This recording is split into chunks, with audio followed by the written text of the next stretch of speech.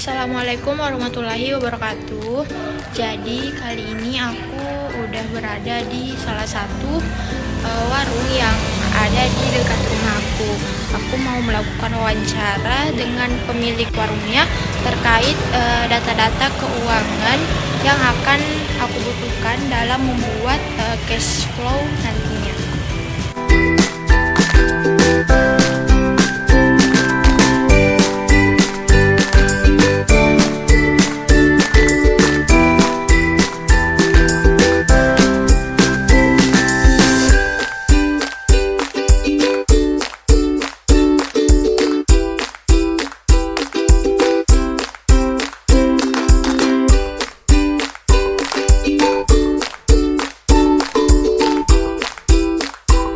Pertama-tama kita masuk ke introduction terlebih dahulu terkait apa itu cash flow.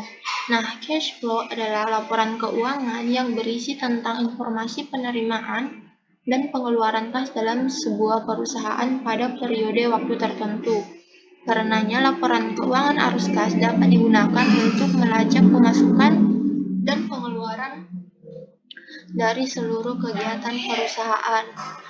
Nah, kebetulan yang aku gunakan dalam menghitung atau menyusun cash flow menggunakan data keuangan dari warung tadi itu menggunakan metode indirect. Nah, rumus cash flow yang metode indirect atau tidak langsung memusatkan perhatian pada perbedaan antara laba bersih dan arus kas dari aktivitas operasi. Metode tidak langsung menunjukkan hubungan antara laporan keuangan laba rugi, neraca, dan arus kas atau cash flow. Nah, karena datanya sudah tersedia langsung dalam perusahaan, maka metode ini lebih murah dibandingkan metode langsung. Dalam metode ini, arus kas operasi, arus kas investasi, dan arus kas pendanaan disusun berdasarkan laporan laba rugi dan neraca. Kita ketahui dulu apa saja sih komponen-komponen di dalam pembuatan laporan cash flow.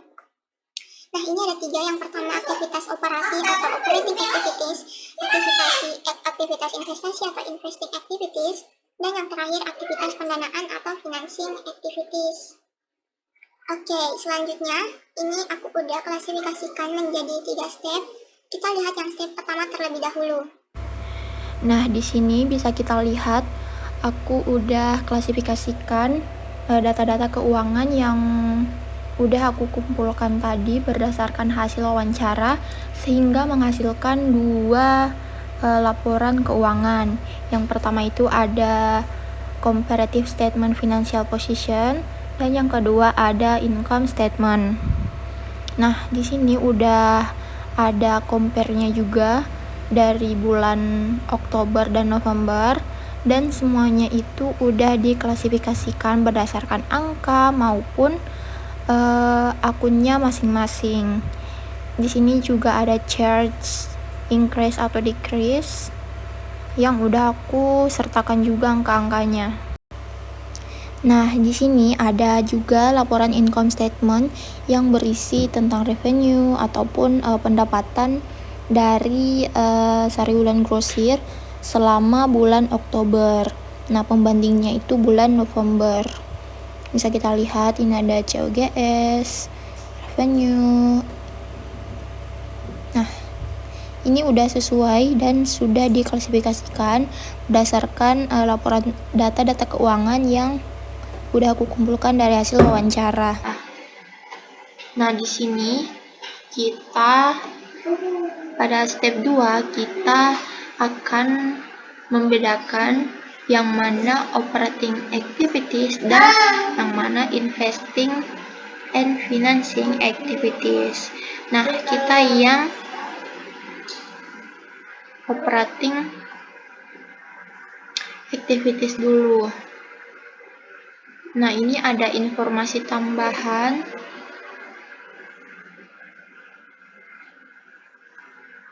yang bisa kita gunakan untuk menghitung hasil dari operating activities ini. Nah, yang pertama itu ada depreciation expense, increase in accumulated depreciation. Nah, accumulated depreciation building increase by Rp340.000. Bisa dilihat di sini. Rp340.000. Oke, nah yang kedua itu accumulate depreciation equipment increase by Rp502.000. Bisa kita lihat di sini Rp502.000. Oke, kita hitung karena di sini ada informasi tambahan, maka kita hitung dulu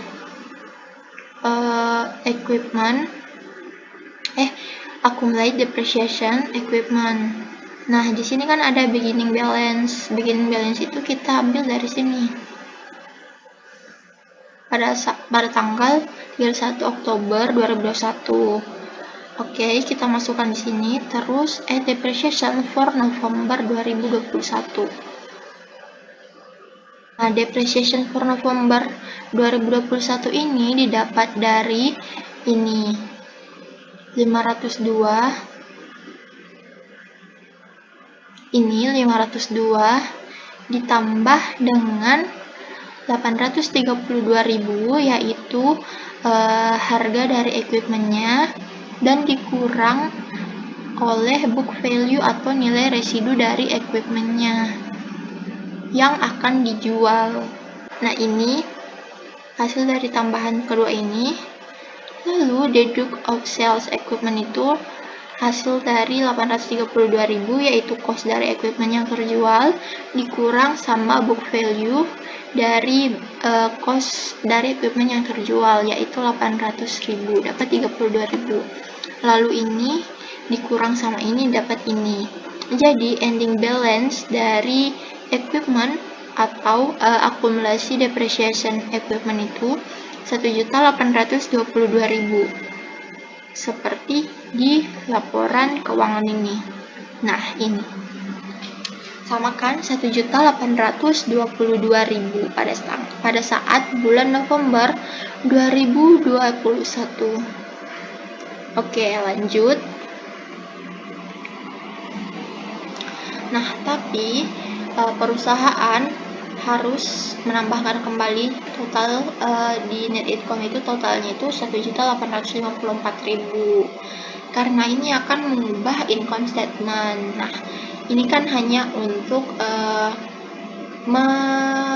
mendetermine net cash flow from operating activities. Increase in accounts receivable 435 itu dari sini. Terus decrease in prepaid expense langsung saja 400.000. Decrease in account payable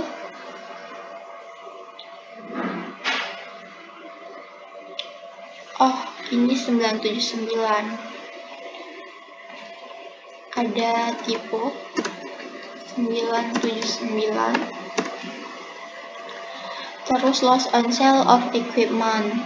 Nah, karena ini Sariwulan Grosir menjual 375.000 equipment dengan harga yang dibelikan itu 832 dan book value-nya 800.000. Jadi perusahaan melaporkan bahwa itu loss sebesar 425.000.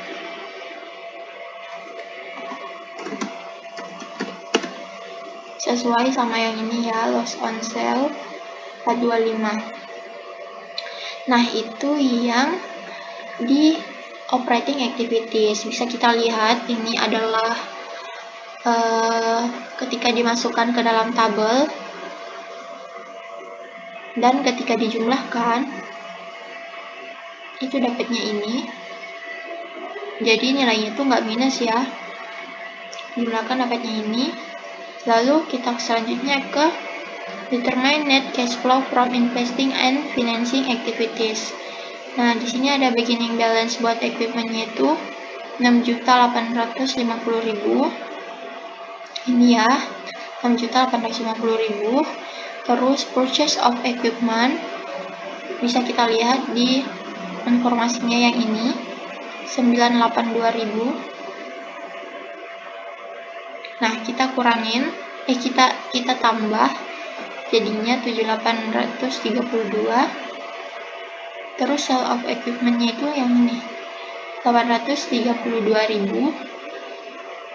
dikurang hasil akhirnya tuh 7 juta. Jadi ending of equipment-nya itu di bulan November itu 7 juta.